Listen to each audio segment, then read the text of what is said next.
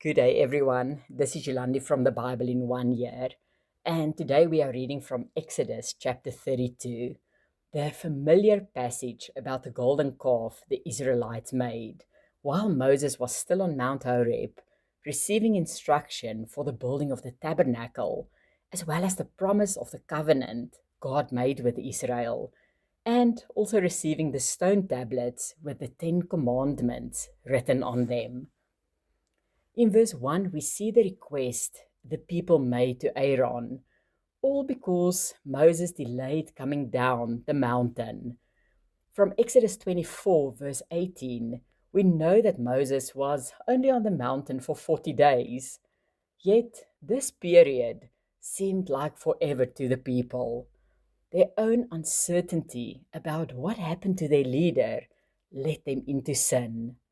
And just like the Israelites, God sometimes delays certain outcomes in our own lives. How we handle the suspense of waiting says a lot more about our own spiritual maturity than we realize. In verses 2 to 4, we see that Aaron was a bit of a people's pleaser because without hesitation, he acted on the request for an idol, and he instructed the people to bring him the best of their gold and fashioned it with an engraving tool into the golden calf. The selection of a calf was probably inspired by the Egyptian bull god Apis, believed to be a visible manifestation of the Egyptian god Ptah. So, in these few verses, we can clearly see that Egypt was not yet out of Israel's system. In verse 5 and 6, we read about the immoral and ungodly worship at the golden calf. Keep in mind that less than 2 months before this incident, Israel still feared God greatly when they received the 10 Commandments in Exodus chapter 20. And this is clear proof that we people tend to forget what God has done for us in the past. Verses 7 to 12 is a tense moment when we read about God's anger towards a rebellious Israel, but also about Moses' intercession for his people.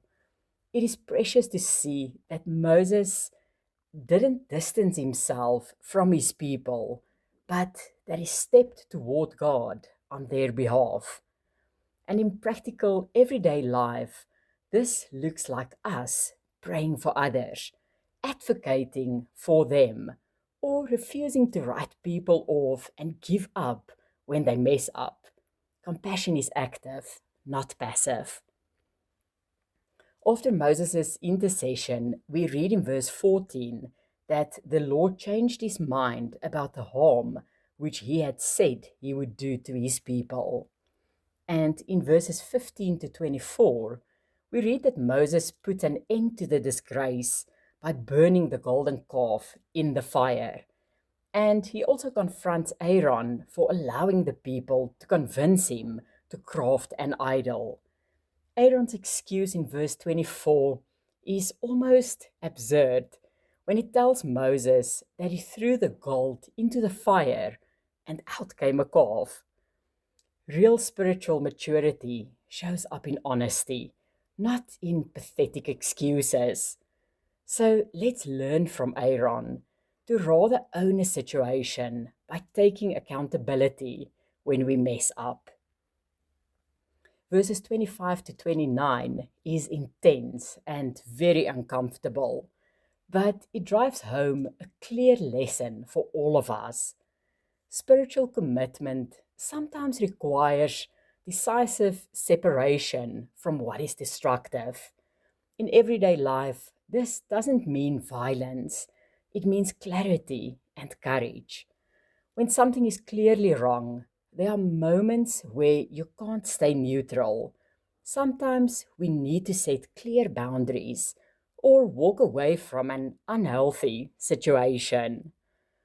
The chapter concludes with Moses interceding for the people a second time.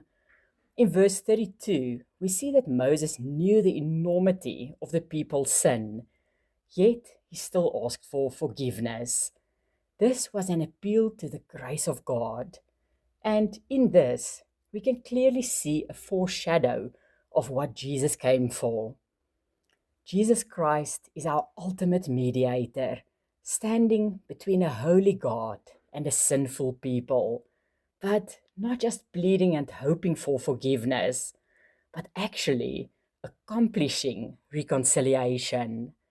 So may we remember today that Jesus died for our sins, not because we deserve it, but because of his love for humanity.